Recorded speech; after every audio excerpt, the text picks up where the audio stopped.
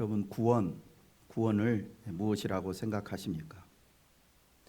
대부분의 성도들이 구원의 의미를 죄와 사망의 법에서 벗어나 천국에 들어가는 것, 이 정도로만 이해하는 것 같습니다. 물론 이것은 구원의 매우 중요한 부분입니다. 예수 그리스도를 믿는 자에게 주어지는 천국의 약속, 이것은 구원의 가장 핵심적인 내용입니다. 그런데 만약 우리가 죽어서 지옥 가지 않고 천국 가는 것이 구원의 전부라면, 구원받은 이후 이 땅에서 살아가는 수십 년의 시간은 어떤 의미를 가지는 것일까요? 구원은 이미 받았으니 이 땅에서의 삶은 그저 천국 입장 순서를 기다리는 대기 시간에 불과한 것일까요? 맛집이라고 소문난 유명한 음식점에 가게 되면 사람이 많아서 번호표를 가지고 자기 순서를 기다리는 경우가 있습니다. 자기 순서가 오기를 기다리면서 옆 사람과 이런저런 대화를 하기도 하고 그냥 또 핸드폰을 보면서 그 시간을 기다리기도 합니다. 이 땅에서의 우리의 삶이 천국에서 들어가는 그날만을 기다리면서 그냥 나에게 주어진 일 하다가 하나님이 부르시면 가게 되는 그런 의미일까요? 그렇지 않습니다. 만약 그것이 우리를 구원하신 목적의 전부라면 천국은 대기할 필요가 없는 장소이기 때문에 하나님이 거하시는, 누구라도 온 세상 모든 사람도 다 들어올 수 있는 넓은 곳이기 때문에 하나님께서 우리를 구원하신 즉시 우리를 천국에 데리고 가시는 것이 가장 합리적이고 우리에게도 유익하고 복된 것입니다. 힘들고 위험한 세상에 계속해서 사는 것보다 질병도 고통도 아무 위험도 없는 천국에 들어가는 것이 훨씬 복된 일이 아닙니까? 그런데 하나님은 그렇게 하시지 않습니다. 왜 그러실까요? 하나님께서 우리를 창조하신 이유, 그리고 죄악 가운데서 구원하신 이유, 그리고 구원 이후에도 여전히 이 땅에 살게 하시는 이유는 모두 하나로 귀결되는데, 그것은 바로 우리로 하여금 하나님의 영광을 찬양하며 살게 하기 위함입니다. 하나님의 영광을 찬양하며 높이며 사는 것이 우리가 창조된 이유이고 구원받은 이유이며 이 세상에 존재하는 이유입니다. 그렇다면 여기에서 또 하나의 의문이 생깁니다. 앞에서 말씀드린 의문과 같습니다. 하나님의 영광을 찬양하며 사는 것이 우리를 구원하신 유일한 목적이라면 우리를 구원하신 후 곧바로 천국으로 데려가셔서 천국에서 영원히 하나님을 찬양하며 살도록 하면 되지 않겠느냐라는 의문입니다. 이 의문에 대한 답은 이 땅에서의 우리의 삶이 천국에서의 삶으로 이어진다는 말씀으로 대신할 수 있습니다. 즉 하나님께서는 우리를 이 땅이라는 연습의 자리에서 하나님을 예배하고 신뢰하고 순종하는 법을 배우게 하심으로 그 과정을 통해서 우리 안에 하늘의 찬양을 더 깊고 풍성하게 드릴 수 있는 영적인 그릇을, 깊이를 마련하시는 것입니다. 이 땅에서 하나님께 드리는 우리의 찬양은 장차 천국에서 드리게 될 찬양과 감사를 더욱 감동적이고 풍성하게 만들어 줄 것이라는 의미입니다. 하나님께서는 우리가 고난과 슬픔이 많은 이 세상에서 힘들지만 하나님을 예배하고 섬기며 찬양하고 기도하고 순종하는 그 모든 시간들을 통해서 우리 안에 감사와 감격의 그릇을 점점 키워 가시는 것입니다. 경상에서 눈물로 드리는 기도, 오해와 억울함 속에서도 인내하며 하나님을 의지하는 믿음, 가난과 부족함 속에서도 어찌하든지 정직하게 살려고 애쓰는 삶, 이 모든 것들은 하나도 헛되지 않고 우리의 영혼 안에 하나님의 은혜를 기억하는 그릇을 점점 더 키우게 만든다는 것입니다. 그리고 그 키워진 넓어진 그릇으로 인해서 장차 우리가 천국에서 하나님을 뵐 때 이 땅에서 우리가 지금 드리면서 누리는 감격과는 비교할 수도 없는 더 크고 깊고 풍성한 찬양과 영광과 감사를 하나님께 드리게 되는 것입니다. 비유가 좀 그렇지만 고기도 먹어본 사람이 그 맛을 안다는 것처럼 질병과 가난과 오해와 외로움 속에서도 하나님만을 붙들며 예배하고 감사의 찬양을 드려본 사람이 천국에서 더욱 풍성하고 감격적인 찬양을 드리게 됩니다. 이 땅에서 흘리는 내 눈물 아무도 몰라주는 것 같고 수고와 희생이 잊혀진 것 같아도 하나님은 그 모든 눈물 한 방울, 희생과 인내 하나하나를 다 기억하시며 장차 천국에서 한없는 찬양과 영광의 제목으로 바꾸어 주십니다. 그리고 이 땅에서 내가 그리스도인으로서 경험하는 모든 것들은 장차 천국에서 풍성한 찬양의 제목이 된다라는 이 사실을 확실히 믿는 사람은 어떤 상황에서도 낙심하거나 불평하지 않습니다. 그러니 하나님께서 선물로 주신 오늘이라고 하는 이 하루를 영혼을 준비하는 거룩한 연습의 자리로 만드셔서 매일매일 더 간절하고 더 감사한 마음으로 하나님을 예배하며 찬양하며 살아가시기를 원합니다. 결국 구원이란 죽음 이후에 천국에 들어가는 것만을 뜻하지 않고 천국에서의 삶을 더욱 풍성하고 영광스러우며 감격스럽게 경험하게 만드는 연습이요 준비 과정이라 할 수 있습니다. 담에색에서 예수 그리스도를 만난 이후에 평생 주님만을 위해서 살다가 자기의 몸에 피 한 방울까지 다 주를 위해서 헌신했던 바울이 천국에서 예수 그리스도를 만났을 때 느끼는 그 감격, 그리고 그 하나님 앞에서 드리는 찬양, 영광과 이 땅에서 마음껏 살다가 죽기 전에 그냥 예수님 믿습니다라고 구원받은 그 사람이 천국에서 예수님을 만났을 때 그가 누리게 되는 감격과 그가 드리는 찬양에 분명한 차이가 있지 않겠습니까? 물론 이 땅에서 바울과 같은 삶을 살기 위해서는 천국에서 예수 그리스도 나의 주님을 만나는 그것이 세상의 그 무엇과도 비교할 수 없이 복되고 영광스럽고 감격스러운 것이라는 것을 아는 사람만이 그 주님과의 만남을 더 풍성하게 만들기 위해서 이 땅에서의 삶을 더 주님을 위해서 희생하며 순종하며 살게 됩니다.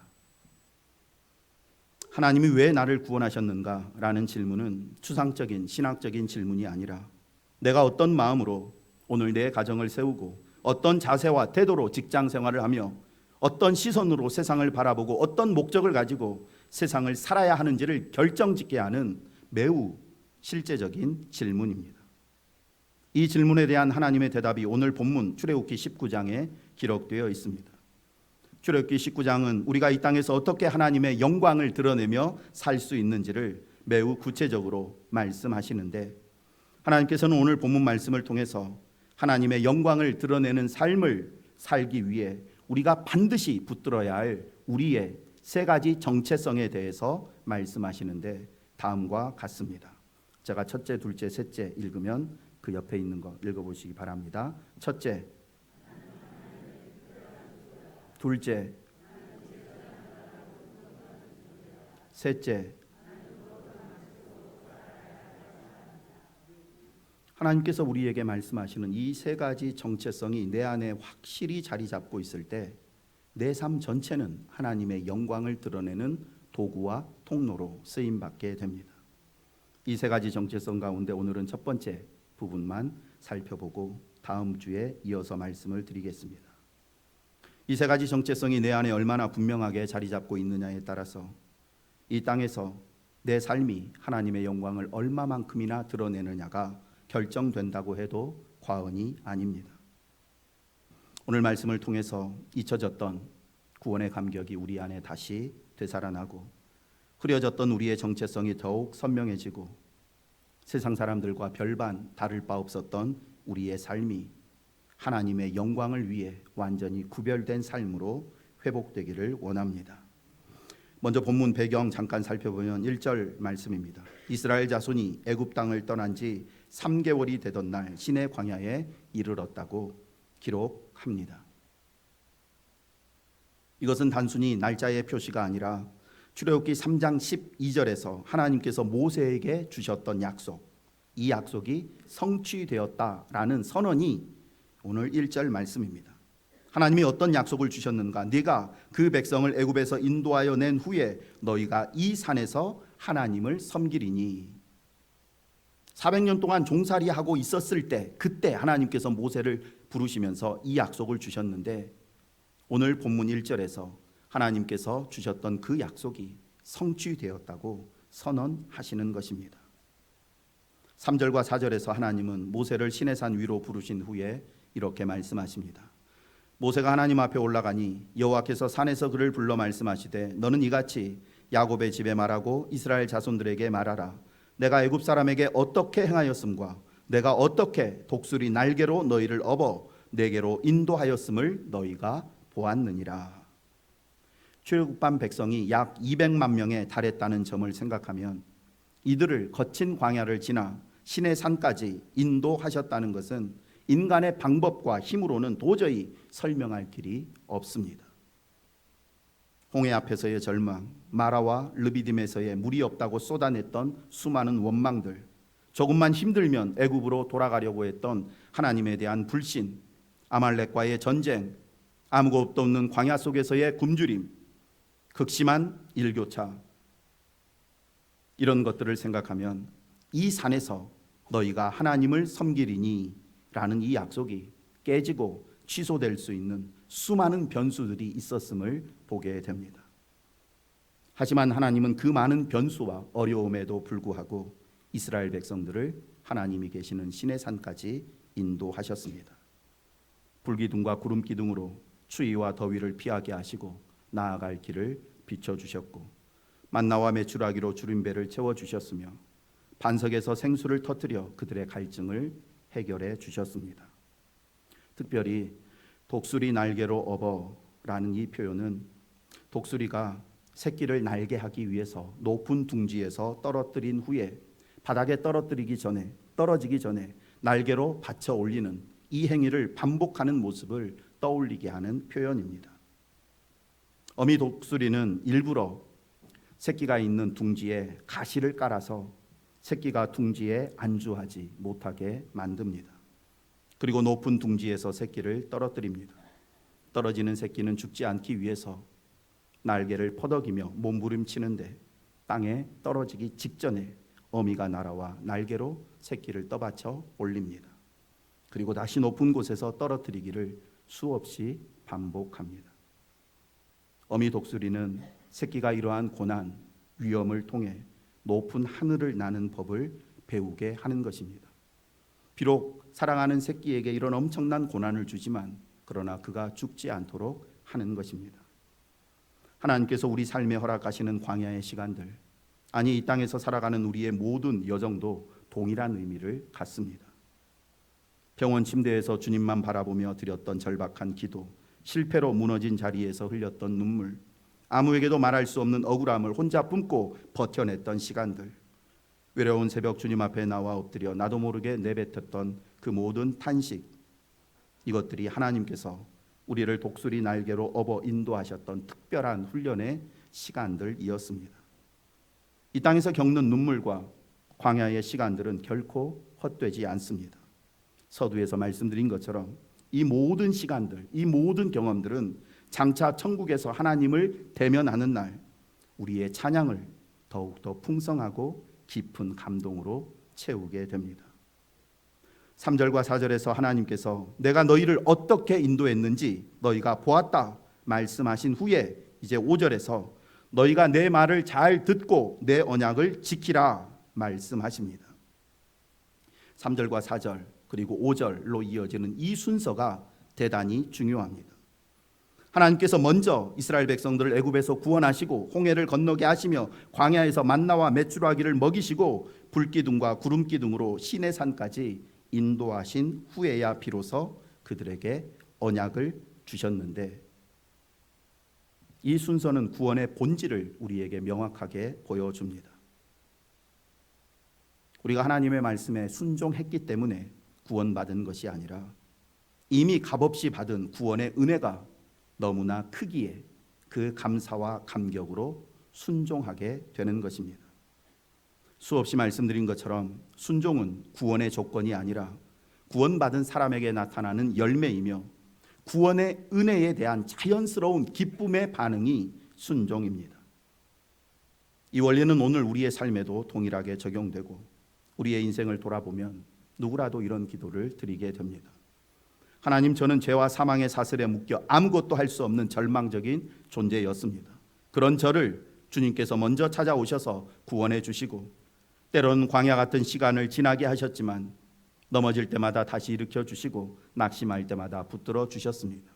오늘 제가 이 예배 자리에 서게 된 것도 모두 하나님의 은혜입니다. 오늘 우리가 이 자리에 예배자로 서 있는 것, 우리가 남들보다 뭔가 조금이라도 잘난 부분이 있어서가 아니라 하나님의 손이 단 한순간도 우리를 놓치지 않고 붙잡아 주셨기 때문입니다. 이 사실을 잊어버리는 순간 신앙생활은 은혜가 아니라 의무가 되어버립니다. 예배는 기쁨이 아니라 부담이 되고 순종은 자원함이 아니라 억지로 하는 일이 되어버립니다. 그러나 하나님이 나를 독수리 날개로 업어 수많은 고난 속에 처하게 하셨지만 그때마다 나타나 나를 일으켜 주시며 나를 점점 더 성장하게, 나를 점점 더 담대하게 만드셨다. 이 은혜가 마음속에 살아있는 사람은 어떤 말씀을 들어도 아멘으로 화답하게 되고 기꺼이 순종의 길을 걷게 됩니다. 마음속에 하나님의 은혜가 살아있는 사람에게 순종은 부담이 아니라 하나님의 말씀에 순종할 수 있는 특권으로 여겨지게 되고 예배는 의무가 아니라 인생의 가장 큰 기쁨이 됩니다. 하나님의 뜻을 따라 사는 것이 억지와 짐이 아니라 하나님께 드리는 감사의 표현이 됩니다. 그래서 더 많이 감사하지 못해서, 더 많이 순종하지 못해서 죄송할 뿐이지 내가 남들보다 뭔가를 더 했다고 교만하게 할 수가 없는 것입니다. 그렇게 우리의 신앙은 은혜 위에 은혜가 더해지는 신앙이 되고 우리의 삶은 하나님께서 나를 구원하신 목적을 이루어 드리는 삶으로 점점 나아가게 됩니다. 그렇다면 하나님께서는 나를 어떤 존재로 부르셨는가? 5절 말씀은 구원받은 성도가 가져야 할 첫 번째 정체성을 보여줍니다. 5절 말씀 함께 읽겠습니다. 세계가 다 내게 속하였나니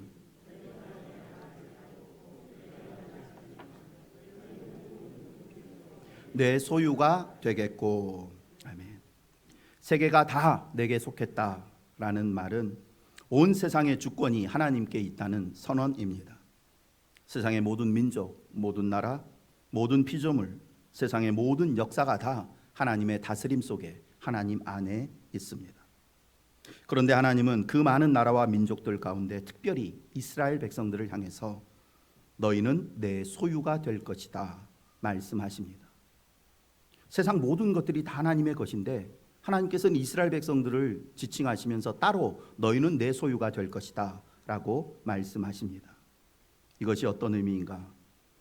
소유로 번역된 히브리어는 세굴라입니다.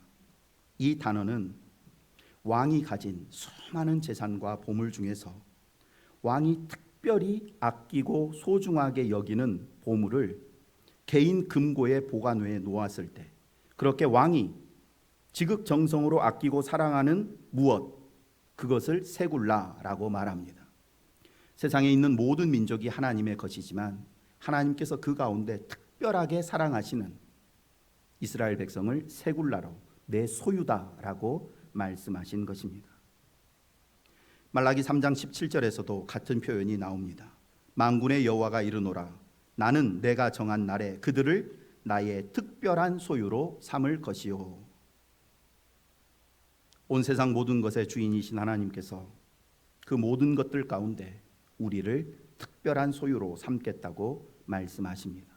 왜일까요? 우리가 다른 사람들보다 도덕적으로나 뛰어나고 지혜가 많고 남다른 어떤 능력이 있기 때문입니까? 전혀 그렇지 않습니다. 하나님께서는 신명기 7장 7절 8절 말씀을 통해서 우리를 특별한 소유, 즉 하나님의 소중한 보물처럼 여기시는 이유에 대해서 이렇게 말씀하십니다.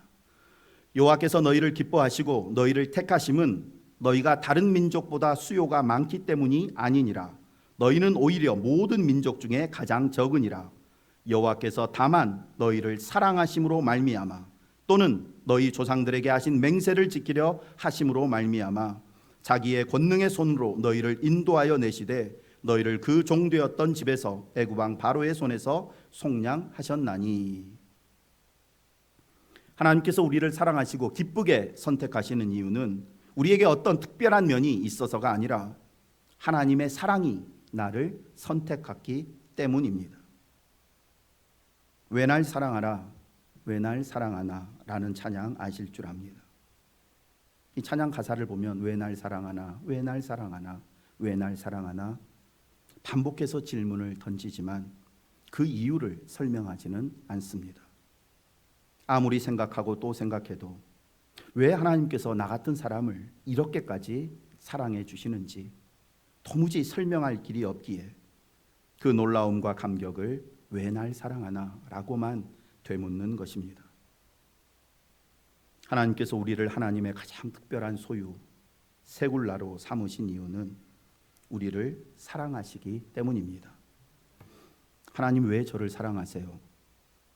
내가 너를 사랑하기 때문이야.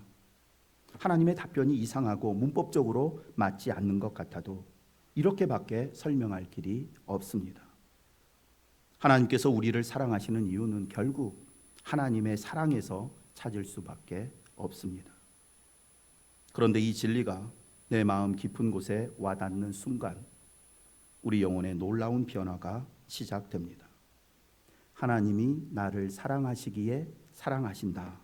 이 어색한 대답이 내 안에 은혜로 들리는 순간 내가 하나님의 가장 특별한 소유구나 라는 감격이 내 안에 밀려오게 됩니다.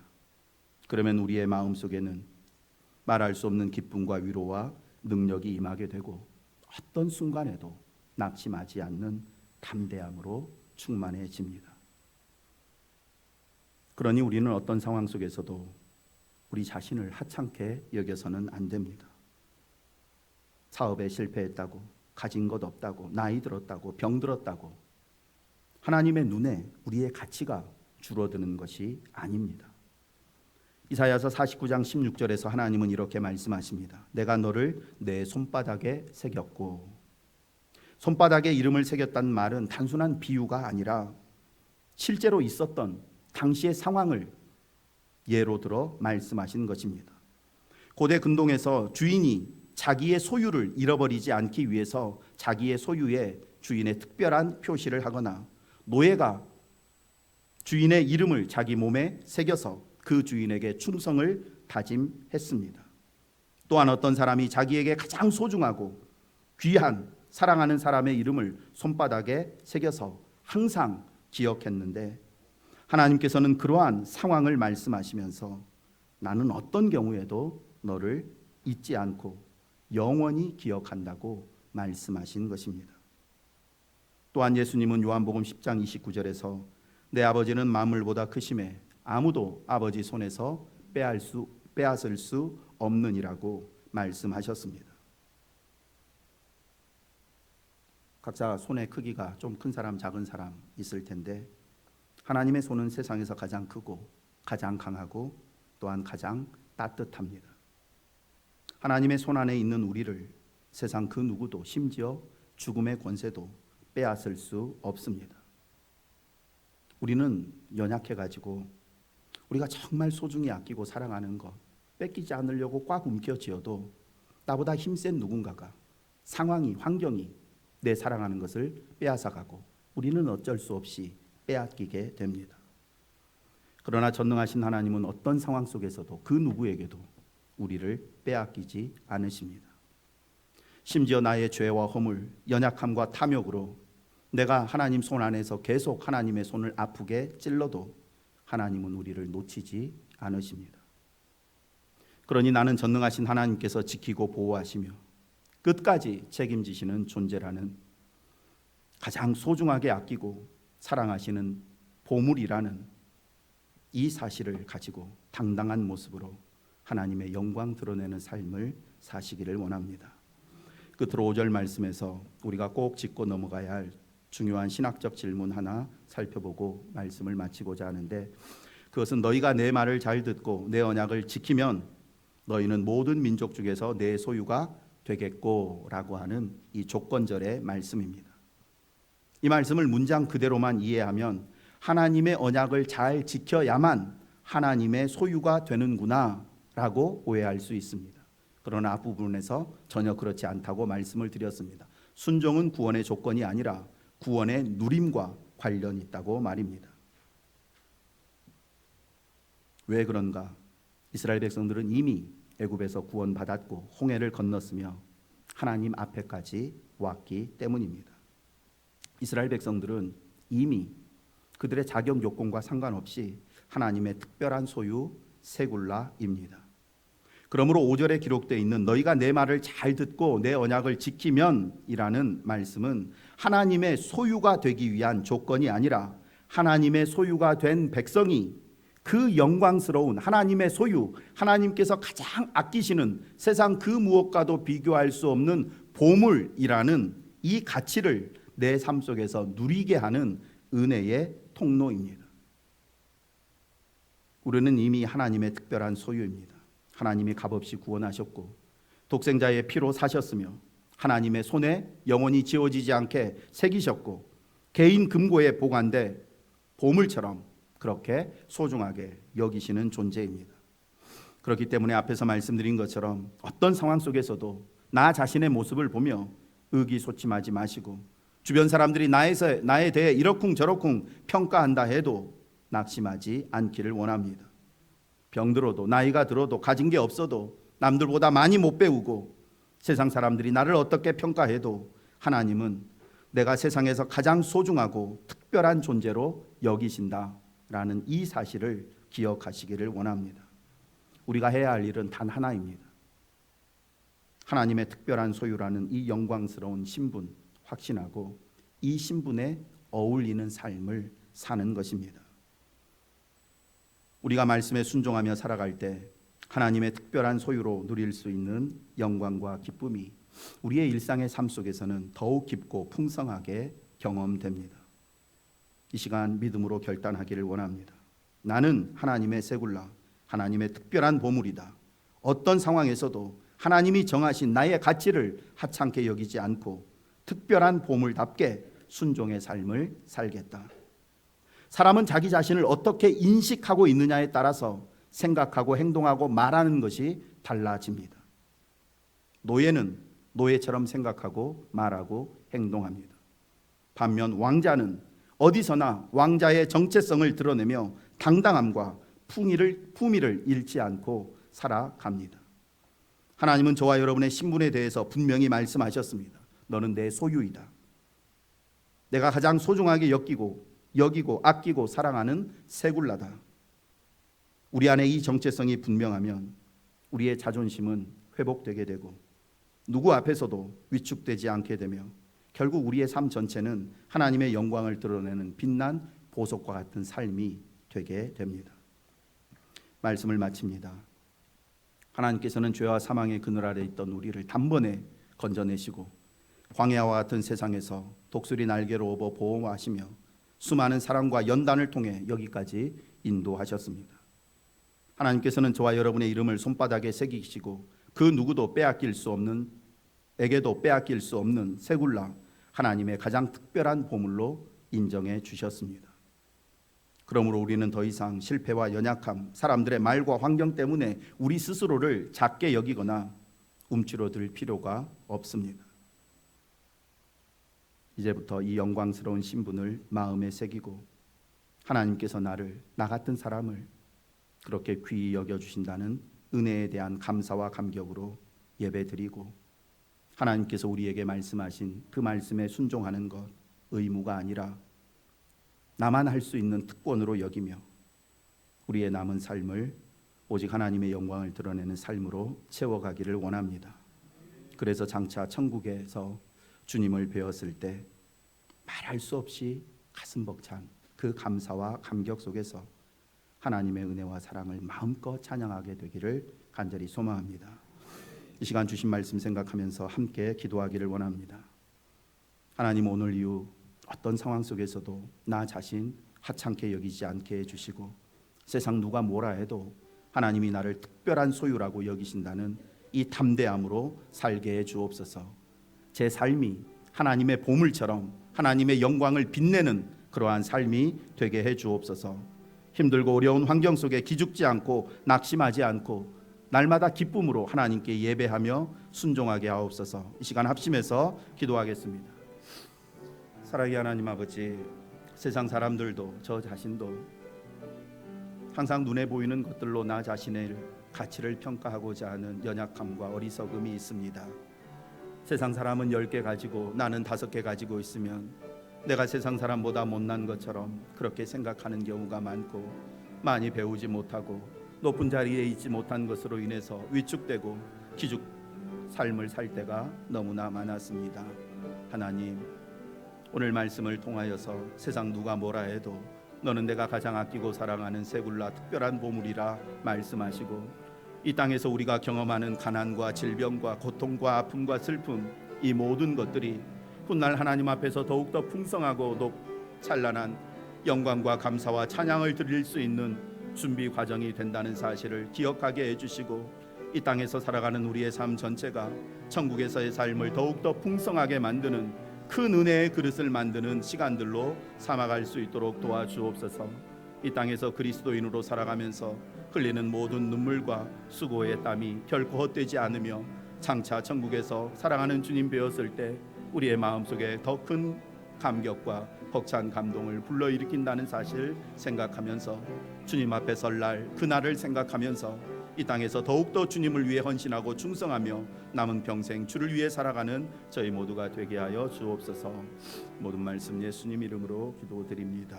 아멘. 사랑의 하나님 아버지, 오늘 말씀을 통해 저희가 하나님의 특별한 소유 세굴라임을 다시 깨닫게 하시니 감사합니다.